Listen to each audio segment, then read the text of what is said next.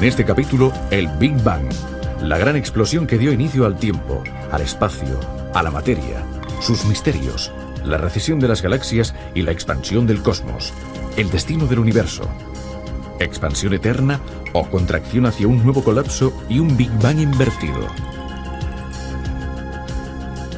¿Qué había antes del Big Bang? Las ideas de los grandes científicos sobre este tema.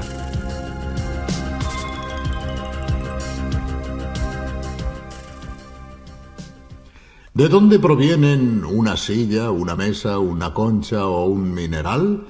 Bien, todas estas cosas, al igual que todas las que vemos a nuestro alrededor, están compuestas por átomos, tan pequeños que ni siquiera podemos verlos. En los núcleos de los átomos, los protones y neutrones están compuestos por partículas todavía más pequeñas, los quarks. Pero al principio la materia no existía, no había nada de todo esto, ni átomos ni quarks. Era la nada. No el vacío, sino la nada, algo que, como comprenderán, resulta muy difícil de imaginar.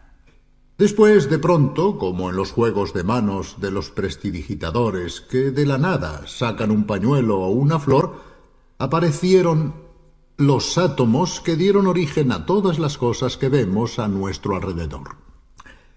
Según la teoría que hoy prevalece, la del Big Bang, una gran explosión inicial creó la materia que vemos en el planeta en el que vivimos y también en el universo a partir de la nada.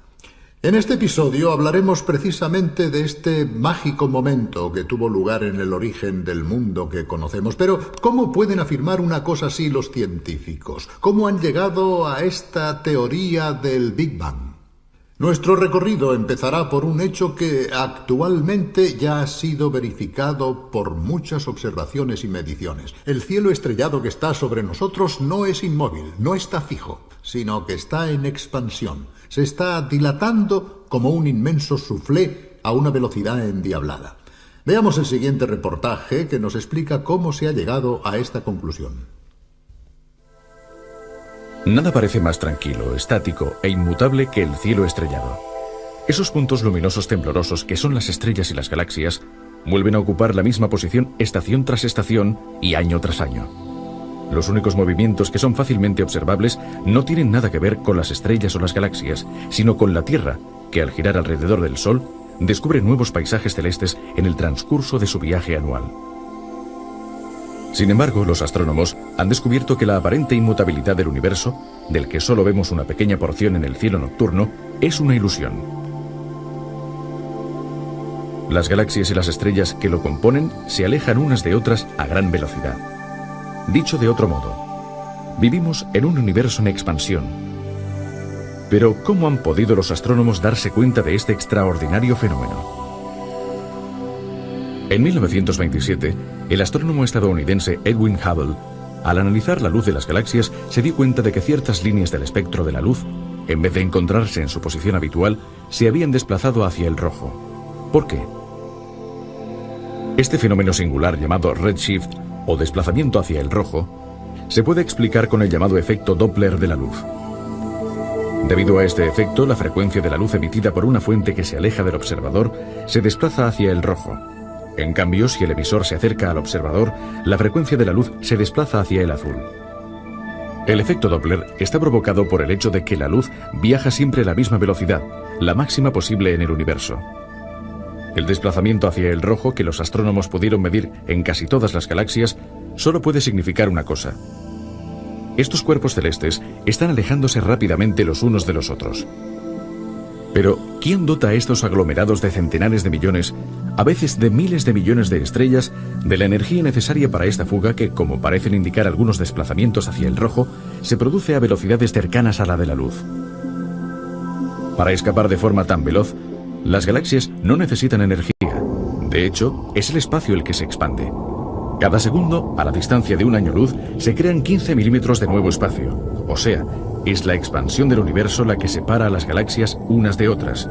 Y esto también explica por qué las galaxias más lejanas parecen escapar a una mayor velocidad. En el mismo segundo, es mucho mayor el espacio que se crea entre nosotros y una galaxia lejana que entre nosotros y una galaxia cercana.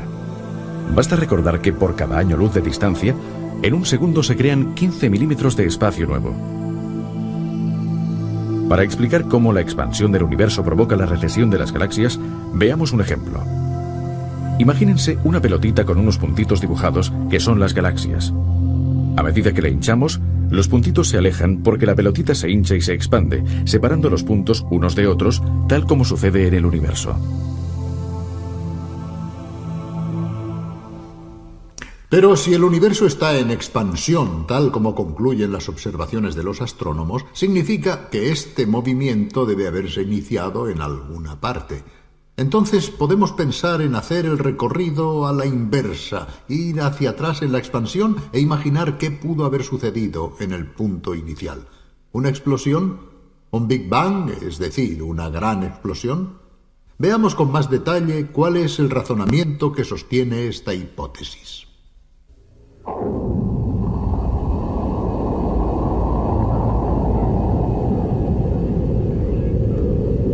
Actualmente las galaxias se están alejando unas de otras. Esto significa que en el pasado estaban más cerca. Si con una moviola imaginaria pudiésemos dar un vistazo a la sorprendente película de la expansión del universo a la inversa, nos daríamos cuenta de que en un momento dado, las galaxias no solo se acercarían, sino que se fundirían entre ellas. Retrocediendo todavía más, todo el espacio y la materia que integra el universo se concentrarían aún más hasta convertirse en un punto. Los físicos llaman a ese punto la singularidad inicial. De ahí partió el Big Bang, es decir, la gran explosión. Una cosa está clara. En los momentos iniciales, la temperatura y la presión alcanzaron valores inimaginables. En consecuencia, el universo estaba muy caliente y, según los físicos, era también muy distinto del universo frío que hoy conocemos. No es posible trasladarse hasta el auténtico instante cero. En este viaje hacia atrás debemos detenernos en una pequeñísima fracción de segundo del inicio. Más allá de esta frontera no sabemos qué pudo haber. Incluso las leyes de la física conocida, es decir, la gravedad, la fuerza electromagnética y las otras interacciones, no existían como tales, al igual que no existía la materia, el espacio y el tiempo. Entonces, ¿qué sucedió en aquel punto y en aquel instante? Esta es una pregunta que se han planteado muchos sabios. Se trata de uno de los campos en los que no es posible experimentar porque no existe ningún experimento de laboratorio que permita recrear las situaciones iniciales de temperatura y presión producidas en el Big Bang. Por lo tanto, es necesario imaginar cuál pudo haber sido la secuencia de los acontecimientos e intentar remontarnos hasta los primeros momentos utilizando los conocimientos disponibles en la actualidad y formulando algunas hipótesis que pueden ser tal vez razonables, pero no demostrables todavía. Un físico inglés, el profesor Timothy Ferris, ha tenido una brillante idea divulgativa que veréis dentro de poco para poder guiar a los profanos en este difícil recorrido. Ha imaginado el trayecto a través de una larga escalera que lleva hasta el punto cero, hasta el punto inicial del universo. Y durante la subida es posible asomarse periódicamente a algunas ventanas para entender de qué forma podía presentarse la materia en los distintos estadios iniciales. Veamos esta reconstrucción.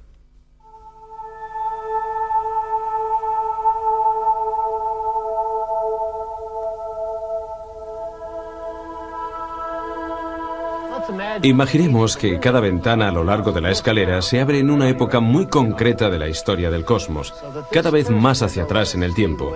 La primera ventana nos muestra el universo cuando tenía 1000 millones de años, la siguiente cuando tenía 100 millones, después 10 millones de años, y así hasta el final, cada vez más atrás. En cada ventana sucesiva, el tiempo del universo corresponde a una décima parte de la precedente. De esta forma, alcanzaremos rápidamente el primer segundo de vida del cosmos, y como veremos, durante ese segundo sucedieron muchas cosas. Nuestra galaxia, y posiblemente todas las demás, se formaron en los primeros 1000 millones de años de expansión del universo, cuando el gas primordial todavía era lo suficientemente denso para condensarse en estrellas y galaxias.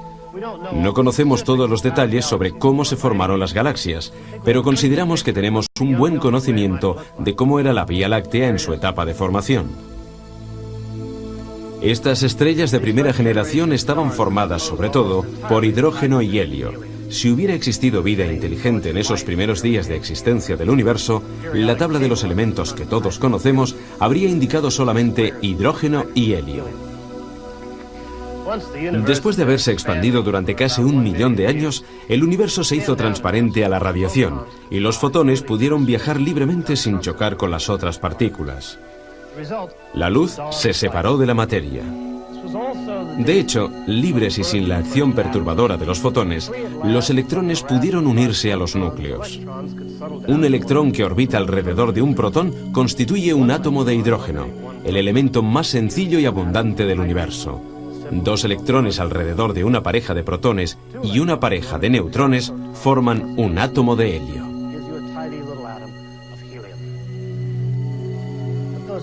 Pero los núcleos de helio ya existían. De hecho, se formaron en una época anterior. La formación de núcleos de helio se remonta a cuando el universo tenía casi unos 100 segundos, es decir, cuando su temperatura había descendido bastante, lo suficiente como para permitir que los protones y los electrones se unieran entre sí sin que el calor que les rodeaba pudiera romper este vínculo. Por primera vez, protones y neutrones se unen estrechamente entre sí, gracias a la interacción nuclear fuerte, y tienden a formar tripletos. Estos, a su vez, se combinan y forman un núcleo inestable. 2 de los protones son expulsados y se forma un núcleo de helio.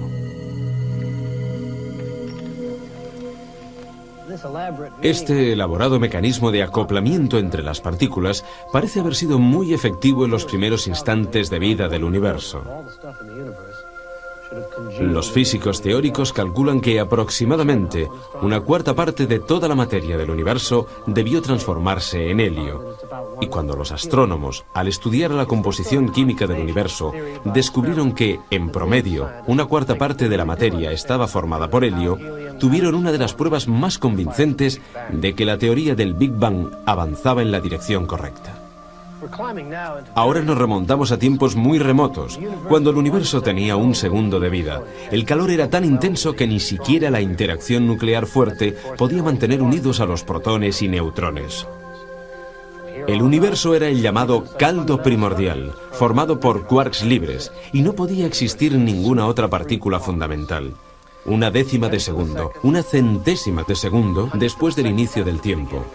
El universo era tan denso que incluso los neutrinos, que son partículas subatómicas tan escurridizas que incluso pueden atravesar una plancha de plomo de un espesor de miles de millones de kilómetros, incluso los neutrinos, decía, no consiguieron escapar del caldo primordial de materia y energía.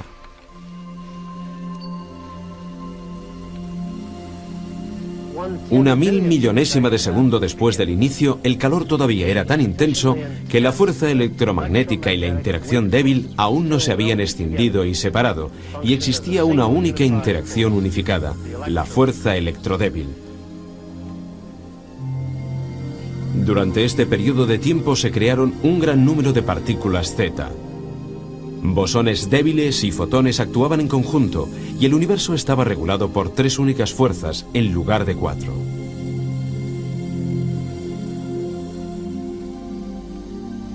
Cuando la edad del universo era una mínima fracción de segundo, exactamente 10 elevado a menos 35 segundos, probablemente la misma fuerza electrodébil todavía estaba unida a la interacción fuerte.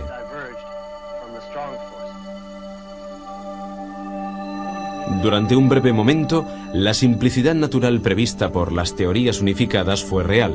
El reino subnuclear era recorrido por partículas X y por quarks libres, gluones, bosones débiles y fotones danzaban transformándose sin cesar unos en otros.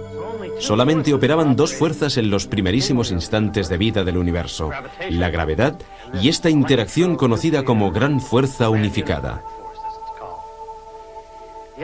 Es posible que las cosas, en un momento todavía más remoto, fueran aún más sencillas.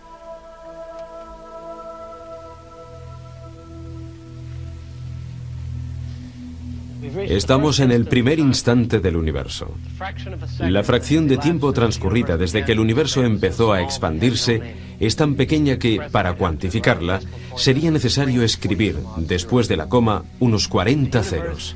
El universo, es decir, todo lo que nos rodea, estaba contenido en una única chispa de energía en rapidísima expansión, todavía más pequeña que el núcleo de un átomo, y regulada por una única fuerza primordial. Si supiéramos lo que sucedió entonces, podríamos entender por fin las relaciones entre las leyes de la naturaleza, entre el espacio y el tiempo, entre la materia y la energía.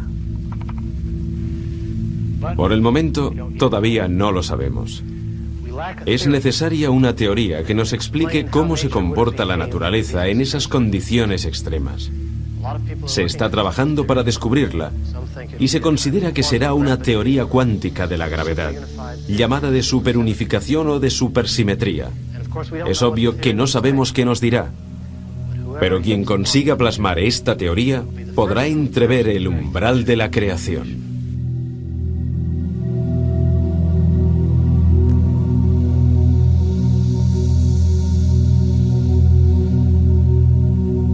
Naturalmente no es fácil seguir este recorrido físico-matemático porque en un momento dado aparecen conceptos y situaciones que están muy alejadas de nuestra experiencia cotidiana.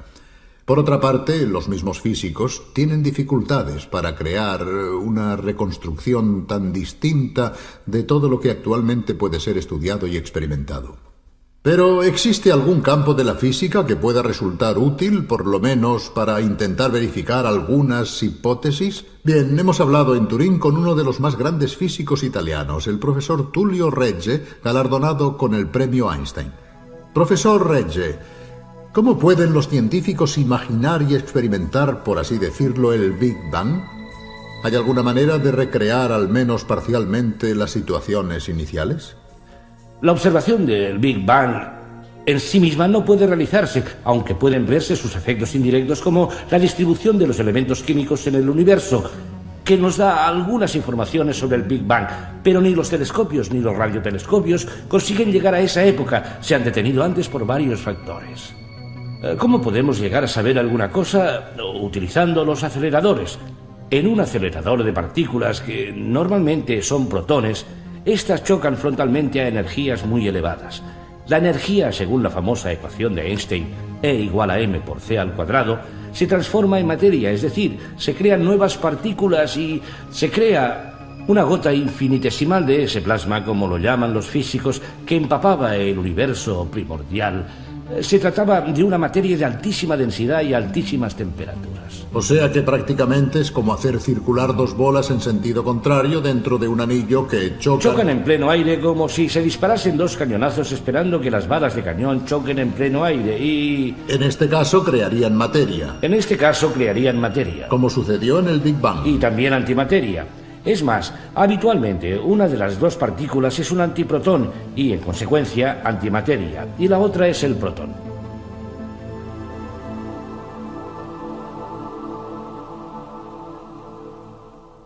Algunas veces la suerte ayuda a los científicos cuando al buscar una cosa se acaba descubriendo otra. También ha ocurrido así con la teoría del Big Bang. Hay un capítulo famoso en la historia de la física y que concierne precisamente a dos investigadores que estaban trabajando en otra cuestión, sin pensar en ningún momento en el Big Bang. Habían preparado su antena parabólica dirigiéndola hacia el centro de la galaxia. Recuerdo que uno de los dos, Arno Penzias, me contó el suceso y me llevó precisamente junto a esta gran antena. Después de todo el trabajo de preparación y los gastos efectuados para llevarlo a cabo, estábamos muy enfadados, me dijo, porque había alguna cosa que no funcionaba bien. Pero después nos dimos cuenta de que habíamos realizado un gran descubrimiento. Así se desarrollaron los hechos. Era 1965. Dos científicos de los prestigiosos laboratorios Bell Telephone, cerca de Nueva York, estaban estudiando con una antena muy sensible una nube de gas de la Vía Láctea. Se llamaban Arno Penzias y Robert Wilson. Algo no iba bien.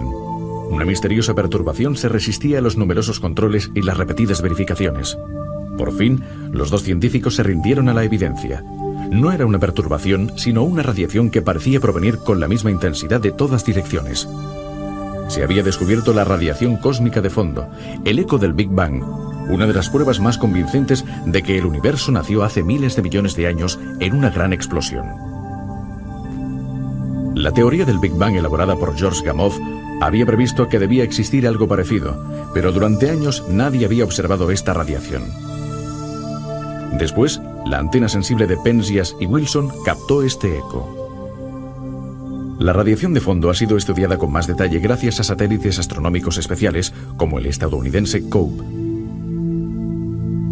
Este es el mapa de la radiación realizado gracias a las mediciones del COPE. El eco del Big Bang es sustancialmente homogéneo en todas direcciones, pero el COPE, gracias a su sensibilidad, descubrió algunas pequeñísimas diferencias. Estas pequeñas irregularidades son muy importantes, ya que explican por qué la materia salida del Big Bang, hidrógeno y helio, se condensó en estrellas y galaxias en lugar de permanecer como una nube enranecida y completamente homogénea.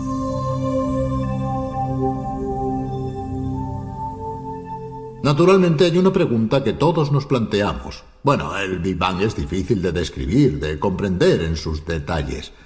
¿Cómo tuvo lugar esa explosión de materia y qué había antes? Aquí entramos en un terreno en el que solo la imaginación de los físicos puede intentar formular hipótesis. Uno de los científicos más creativos y geniales en este campo es el astrofísico Stephen Hawking, también famoso en todo el mundo por su gran talento como divulgador. Escuchemos ahora su opinión.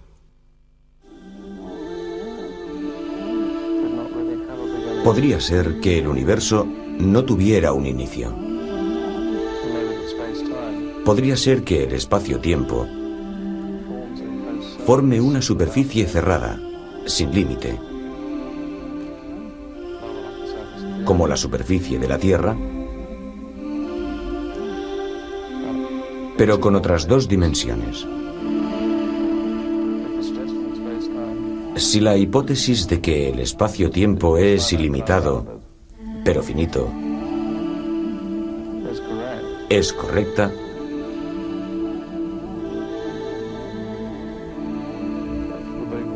entonces el Big Bang sería como el polo norte de la Tierra. Preguntarse qué sucedió antes del Big Bang es como preguntarse qué le sucede a la superficie de la Tierra 1 kilómetro al norte del polo norte.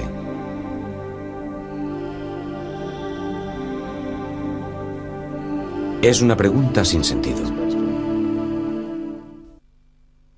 Pero hay otra pregunta que nos podemos plantear. ¿Cómo acabará la materia que está a nuestro alrededor en el cosmos? ¿Se perderá toda en el espacio infinito? ¿O quizá, como los guijarros que se echan al aire, acabará volviendo a caer sobre su punto de partida? Veamos el siguiente reportaje.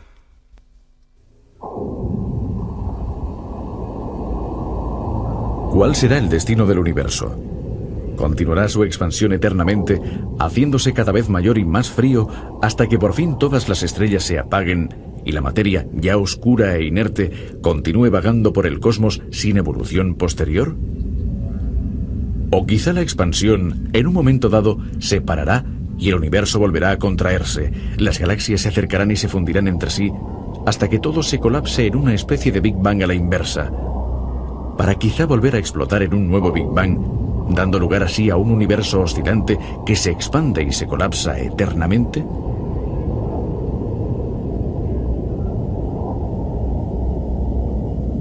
Muchos de estos interrogantes están destinados a permanecer sin respuesta, pero algunos aspectos se pueden conocer, como por ejemplo, si el universo se expandirá indefinidamente. De hecho, esto depende de la cantidad de materia presente en el universo. Si la materia supera una cierta densidad crítica, entonces, como sostiene la teoría de la relatividad de Einstein, el espacio permanecerá cerrado con una estructura geométrica comparable a una esfera. Pero en un espacio cerrado el tiempo es finito, la expansión se detendrá y todo volverá a colapsarse para concluir en un Big Bang invertido. En cambio, si la cantidad de materia no es suficiente, el espacio se curvará, pero asumirá una forma geométrica abierta, como esta superficie hiperbólica. En un espacio infinito, también el tiempo será infinito, y entonces la expansión proseguirá indefinidamente. Entonces, la materia es suficiente o insuficiente para cerrar el espacio.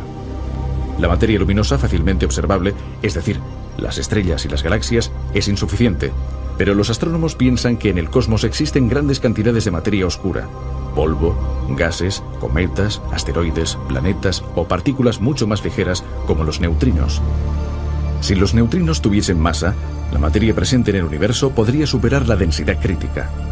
De todas formas, a través de las observaciones más detalladas, parece ser que la densidad del universo es inferior a la crítica y que, por lo tanto, la expansión está destinada a durar eternamente. Obviamente no se pueden excluir las sorpresas en el futuro. La masa que falta para alcanzar esa densidad podría surgir allí donde nadie sueña siquiera en buscarla.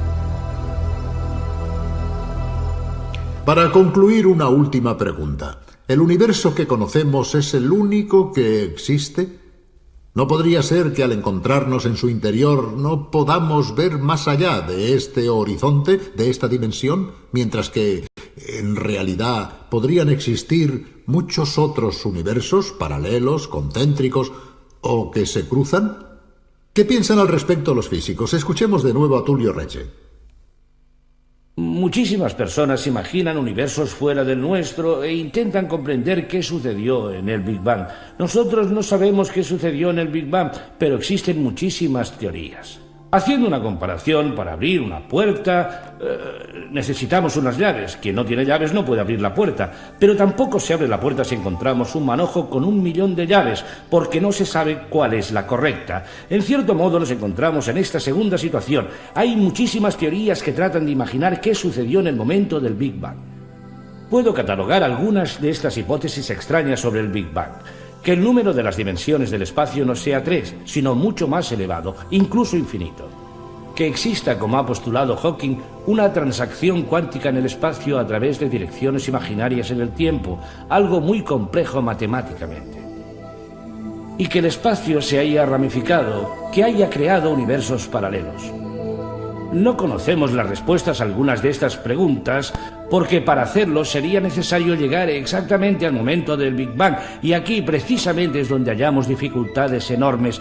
Podemos imaginar las cosas, hacer teorías cada vez más fantásticas, y probablemente la verdad, en sentido retórico, es que todas estas ideas, de alguna manera, estarán engarzadas en una misma imagen del universo, y todas estas cosas nos dirán algo sobre el inicio de los tiempos, de una forma que, de momento, es totalmente inimaginable. Bien, acabamos aquí por hoy. Creo que al preguntarnos sobre estas cuestiones nos damos cuenta de cuántas cosas quedan todavía por estudiar y por descubrir. Puede que jamás obtengamos ciertas respuestas, pero es bonito pensar que la inteligencia humana intenta afrontar también este gran desafío, que no se conforma nunca con las respuestas y que se plantea siempre nuevas preguntas. Hasta pronto, hasta la vista.